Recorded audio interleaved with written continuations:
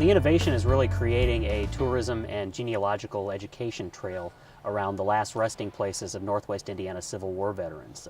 Hundreds of Civil War veterans are buried here in Northwest Indiana. Indiana had the second highest per capita involvement in the Civil War, and hundreds of those men came from the South Shores of Lake Michigan. The genesis of this whole thing was a Times project that we did in 2011 to commemorate the 150th anniversary of the Civil War's beginning, and we set out to retell the stories of the men from our area who served in the war.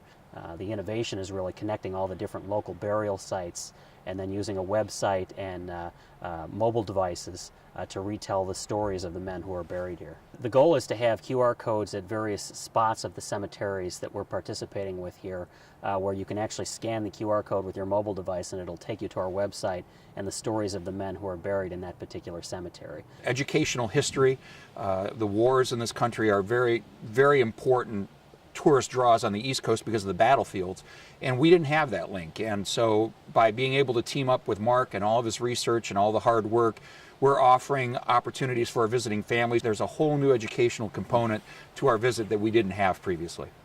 And some of the project has been to restore, repair, or replace some of the old aging headstones that they used to have.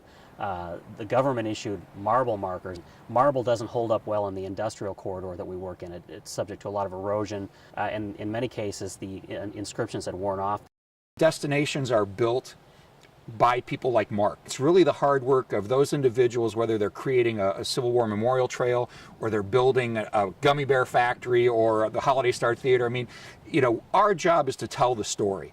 There's just a lot of people in the community who really make the story. We really hope that they can come up close and personal with the stories of these men while visiting the last resting places. When you think about where these men are buried here at this cemetery, these are the spots where their families stood when they bid farewell to their loved ones. And these were also men who fought in the bloodiest conflict in American history.